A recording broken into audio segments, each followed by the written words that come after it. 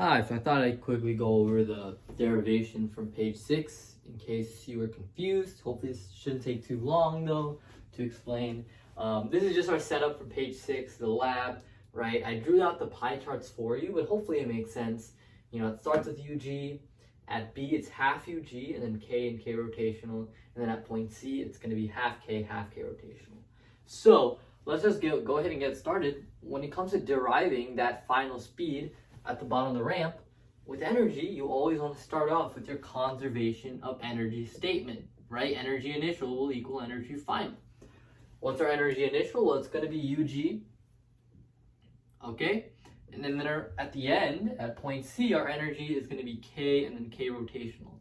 Definitely use these pie charts to kind of guide your derivation and, you know, all that fun stuff. So, UG. Now I just want to substitute these equations. MGH is going to equal 1/2 mv squared plus 1/2 I omega squared. So I'm just substituting each of all the equations that we know. And then from here, let's keep expanding. I know the rotational inertia equation for our marble is a sphere, so it's going to be 2/5 m r squared. I'm going to use little m. I'm going to talk about why. Omega is, I'm going to change this omega into v squared over r squared, right? Because omega is v over r, so omega squared is v squared over r squared. If you already noticed, these r's are going to cancel out.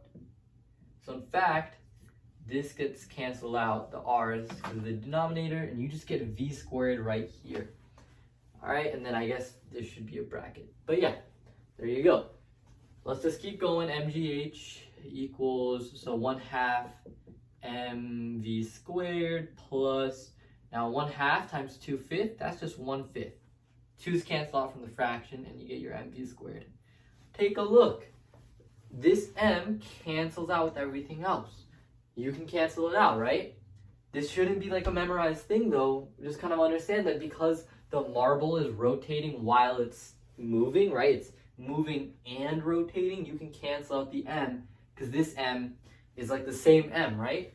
If you have a pulley, I just wanted to make this clear, if you have a pulley and a stone and you're doing the same thing, you can't cancel out the m because this has a different m in this equation, right? This m would be different. These aren't going to have the same masses. Unless they do, then I think you can cancel them out, but most of the time they won't, so don't just cancel out all the time. But in this case, it's one marble, so the mass is the same, cancels out. All right, you have GH is going to equal 1/2 v squared plus 1/5 v squared. 1/2 plus 1/5 is 7/10. Just some fraction math there. And then the m obviously canceled out. And then obviously you're just isolating your v. You should get v is equal to square root of 10/7 gh. This is a very famous equation. This is the equation for the speed of a rolling object down a ramp. And I like this equation because you can use it a lot more, right? I think when we derive equations, we we do it like with friction and stuff, so it's like, oh, you can't use this in the real world because there's friction, but this is an equation that will work really well for the real world, yeah, because this is like accounting for friction because it's rotating, so you can use this in the real world and all that fun stuff.